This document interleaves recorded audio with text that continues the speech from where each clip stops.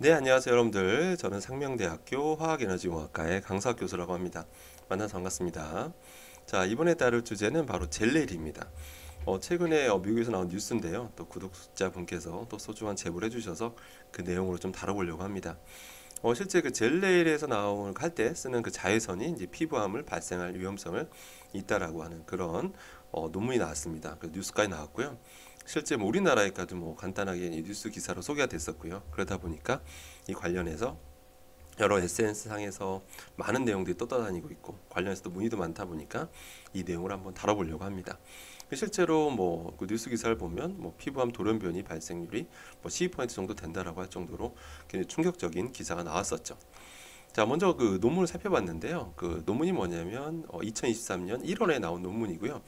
그 샌디에고 내에 있는 그 캘리포니아 주립대 그 연구팀 그 루트밀 알렉산드로프라는 그 교수님 연구팀에서 연구 결과를 냈는데 연구 결과 좀 간단히 좀 요약을 해보도록 하겠습니다. 세포는 세 가지 가지고 실험을 했고요. 세 종류고요. 어떤 성인 피부 각질 세포고요. 그다음에 포피 섬유화 세포가 있고 생지 배아 섬유화 세포 가지고 이제 실험을 한 거예요. 거기다가 이제 우리가 젤레를 할 때 쓰는 자외선을 이제 조사해 봤더니 어떤 결과가 나왔냐면 간단히 말씀드리면 장기간 사용해 봤더니 피부암 발병률이 높아진다. 실제 위험 증가 가능성이 있다라는 것을 발표했죠. 좀 더 구체적으로 말씀드리면 왜 그런가 했더니 어떤 미토콘드리아의 기능 장애를 발생시킬 수 있을 정도의 높은 수준의 어떤 활성산소 종이 유발되더라. 뿐만 아니라 어떤 DNA를 손상시킬 수 있다. 뭐 그럴 가능성이 있다라고 발표했고요. 뿐만 아니라 인간 표피 각질 세포의 게놈이라고 있거든요. 표피 각질 세포의 그 게놈에 대해서 이 자외선이 오랜 시간 노출시켰더니 영구적 돌연변이를 유발할 가능성이 있다라고 그런 충격적인 결과를 발표하게 됩니다. 당연히 충격적인 결과였죠. 그래서 그런 해외 저명 잡지에 실리고 이제 그런 뉴스에까지 나왔던 거죠. 근데 그거에 대한 반론도 사실 만만치는 않습니다. 그 뭐냐면 사실 그 연구했던 그 세포 있잖아요. 그 세포가 사실 단일층에서 성장시킨 상태에서 이제 실험을 했거든요. 그 상태에서 이제 자외선 쪼인 거다 보니까 근데 우리 피부라고 하는 게 그렇진 않잖아요. 당연히 겉에 표피 세포가 있고 바깥층 이제 보호 역할을 하고 있기 때문에 그런 거에 대한 어떤 정확한 우리 일상적인 우리가 실제 살아가는 데 있어서 그 조건하고는 그 실험실 조건이 똑같지는 않았다는 거죠. 그렇기 때문에 그 동일선에 놓고 판단하는 건 좀 무리다 그런 반론이 있습니다.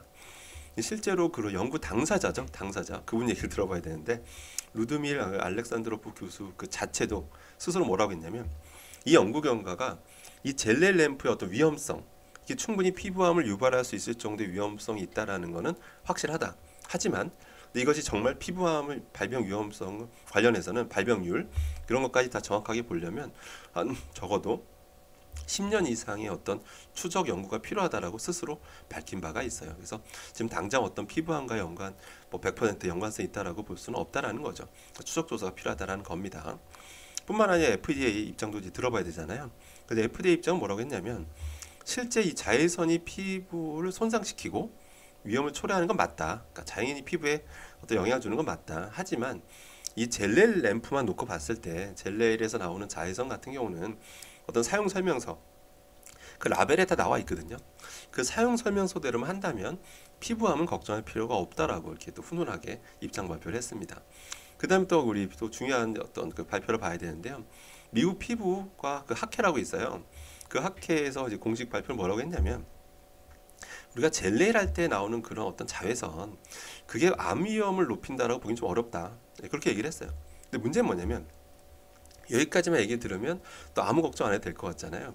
근데 또 뭐라고 얘기하고 있냐면 하지만 우리가 태닝 베드 왜냐면 태닝 베드라고 아시죠? 우리가 여름철에 해수 가기 전에 몸 좀 이렇게 태우기 위해서 들어가는 데가 태닝 베드인데 그 태닝 베드에서 자외선이 나오거든요. 그 자외선이 충분히 흑색종을 유발할 수 있다라고 이미 밝혀져 있어요. 흑색종 피부암의 일종이거든요. 그걸 유발할 가능성이 있다라고 밝혀져 있고 실제로 의료계에서 어떻게 발표하고 있냐면 실내 태닝 같은 게 편평 세포암이라고 있어요. 그 세포암 발생 위험성을 58% 증가시킨다는 결과도 발표한 바 있습니다. 그 다음에 기저세포암이라고 있는데 그 기저세포암도 발생 위험성이 무려 24% 증가한다고 발표한 바 있습니다. 그러니까 태닝베드에서 나온 자외선이요. 그만큼 자외선을 오래 쬐면 당연히 위험하다라고 기본적인 경고는 하고 있는 겁니다. 다만 이게 우리가 뭐 당장 피부암 걸린다 그건 아니지만 기본적인 위험성은 이 자외선들은 갖고 있다는 걸 꼭 알아야 된다는 뜻이죠.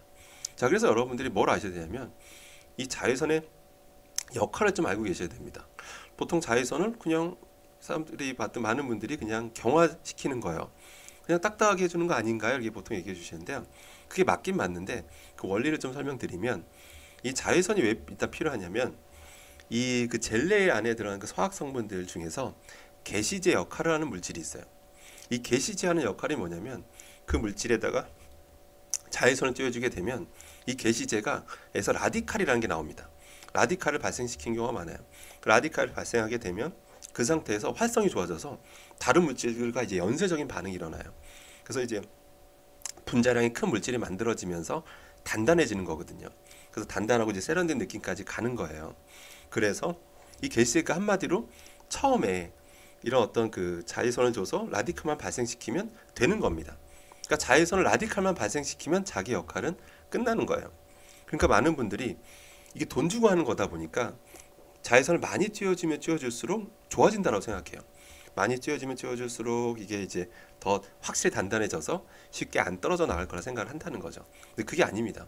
어느 시점 되면 자외선은 아무 필요가 없어요. 아까 말씀드린 대로 자외선은 게시제에 라디칼까지만 발생시키면 본인의 역할은 다 하는 겁니다. 그러니까 그것만 기억하시면 됩니다. 절대적인 시간에 완전 비례관계가 아니라는 것만 여러분들은 기억하시면 되겠습니다. 그래서 결론은 뭐냐면 암 측면에서 그러니까 피부암, 그러니까 마치 젤레일만 꾸준히 뭐 한 달에 두세 번 받으면 마치 피부암 걸릴 것 같은데 그건 아니라는 겁니다. 예, 암 측면에서는 굳이 아직까지 나온 결과만 가지고서는 뭐 걱정할 필요는 없을 것 같고요. 다만 피부 노화 측면에서 걱정해야 되는 건 맞습니다. 예, 그건 걱정하셔야 되는 게 맞아요. 맞습니다. 그래서 결론은 뭐냐면 미국 피부과 그 학회 있잖아요. 거기 공고사항이 전 정답인 것 같습니다. 거기서 공식적으로 뭐라고 했냐면 좀 우려가 되고 실제 자외선은 피부에 영향을 주는 게 맞기 때문에 가급적이면 좀 우려되시는 분들은 자외선 차단제를 꼭 바르고 젤레를 받아라 이러고 있고요.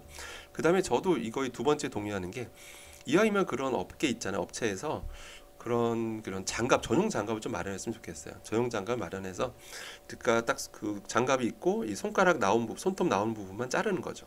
그 손톱만 딱 나오게끔 그렇게 하고 하면 자외선이 실제 피부에 닿는 그 양이 굉장히 확 줄어들거든요. 예, 그렇기 때문에 실제로 그렇게만 해주는 그런 것도 좀 비치해 놓으면 어떨까라는 그런 생각이 듭니다. 그다음 무엇보다 중요한 게 뭐냐면 세 번째입니다. 아까 말씀드린 대로 자외선을 무조건 오래 찌워준다고 해서 절대 그게 더 좋아지는 게 아니라고 제가 말씀드렸습니다. 그래서 제품마다 좀씩 달라요. 그 사용 그 제조사마다 좀 다 다른데 제조사마다 딱 그 필요한 시간을 적어 놨습니다. 딱 요 정도만큼만 시간만 하면 된다고 적어 놓기 때문에 근데 그걸 보통 이런 그런 그 장소에 가셔도 그 네일숍 가셔도 그거대로 안 하고 더 시간을 많이 주는 경우가 많거든요. 근데 딱 그 필요 시간만 해주면 끝나는 겁니다. 그 자기 역할은 자외선 역할은 끝나는 겁니까? 그런 업계에서 일하시는 분들이나 여러분들도 딱 그 시간만 준수해서 하신다면 여러분 뭐 피부 건강, 그다음에 손톱 건강 그 젤레 해보신 분들 아시잖아요. 이게 손톱이 점점 손상되는 거 아마 느끼셨을 거예요. 네, 그러니까 그런 손톱 건강을 위해서라도 자외선 노출 시간만 준수해 주시면 크게 걱정 안 하셔도 되겠습니다. 네, 이번 영상은 여기까지 하도록 하겠습니다. 이상입니다.